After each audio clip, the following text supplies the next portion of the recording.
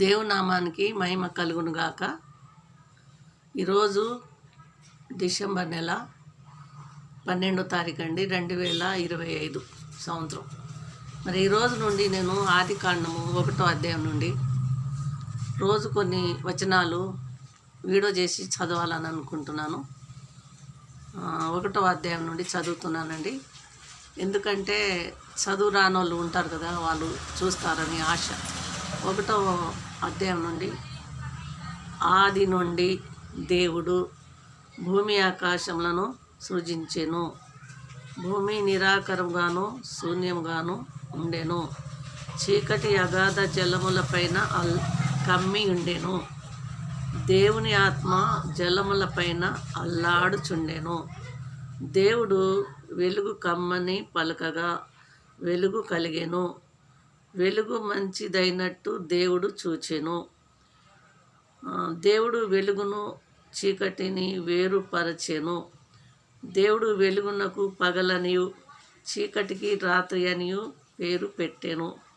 అస్తమయమును ఉదయమును కలగగా ఒక దినమాయెను. మరియు దేవుడు జలముల మధ్య ఒక విశాలము కలిగి ఆ జలములను ఈ జలములను వేరు పలికెను. దేవుడు ఆ విశాలము చేసి విశాలము క్రింది జలములను విశాలము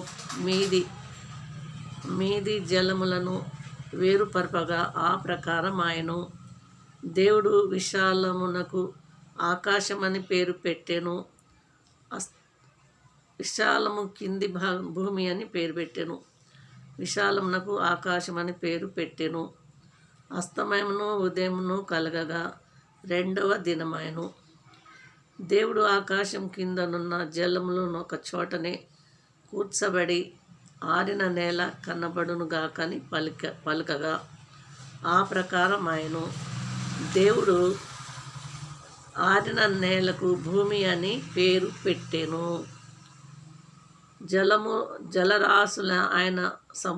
జలరాశులకు ఆయన సముద్రములని పేరు పెట్టెను. అది మంచిదని దేవుడు చూచెను. దేవుడు గడ్డిని విత్తనములిచ్చు చెట్లను భూమి మీద తమ జాతి ప్రకారము తమలో విత్తనములు గల ఫలమిచ్చు వృక్షములను భూమి మొలిపించునుగాకని పలకగా ఆ ప్రకారం ఆయను. భూమి గడ్డిని తమ జాతి ప్రకారము విత్తనములిచ్చు చెట్లను తమ జాతి ప్రకారము తమలో విత్తనములు గల ఫలవృక్షములను మొలిపింపగా అది మంచిదని దేవుడు చూచెను. అస్తమయమును ఉదయమును కలగగా 3వ దినమాయెను. దేవుడు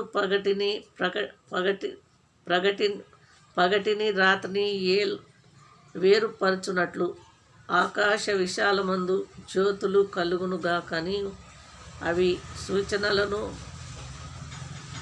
కాలములను సంవత్సరములను సూచించుటకై ఇండునుగాకని భూమి మీద వెలిగించుటకు అవి ఆకాశ విశాలమందు జ్యోతులై ఇండునుగాకని పలికెను.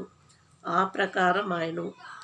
దేవుడు ఆ రెండు గొప్ప జ్యోతులను అనగా పగటిని ఏలుటకు పెద్ద జ్యోతిని, రాత్రి ఏలుటకు చిన్న జ్యోతిని, నక్షత్రములను చేసెను. భూమి మీద వెలిగించుటకును పగటిని రాత్రిని వెలిగించుటకును ఏలుటకును వెలుగును చీకటిని వేరుపరచుటకును దేవుడు ఆకాశ విశాలమందు వాటినుంచెను. అది మంచిదని దేవుడు చూచెను. అస్తమయమును ఉదయమును కలగగా 4వ దినమాయెను. దేవునికి మహిమ కలుగును గాక.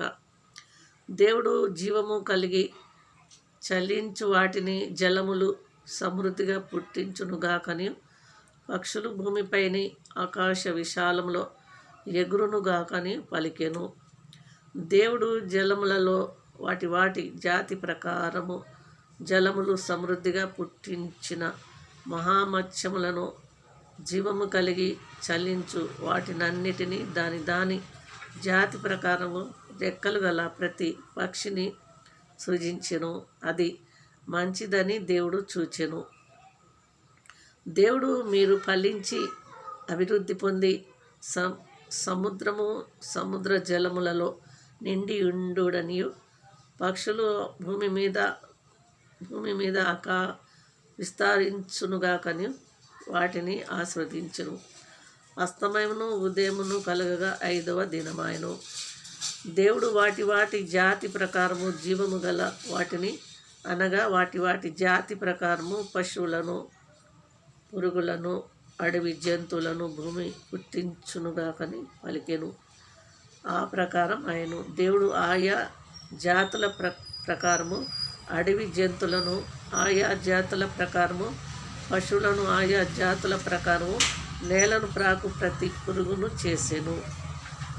అది మంచిదని దేవుడు చూచెను. దేవునికి మహిమ కలుగునుగాక. ఈ కొద్ది మాటలు దేవుడు దీవించునుగాక. 1వ అధ్యాయం నుండి 25వ వచనం వరకు చదివినానండి.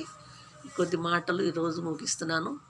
దేవుని చిత్తమైతే మరొక మారు 26 నుండి చదువుతానండి.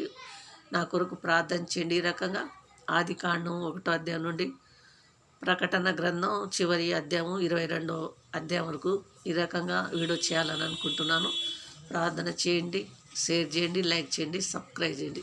మరి తెలియని వారికి షేర్ చేయండి. ఉంటానండి. నా కోసం ప్రార్థన చేయండి. ఉంటానండి. ఆమేన్.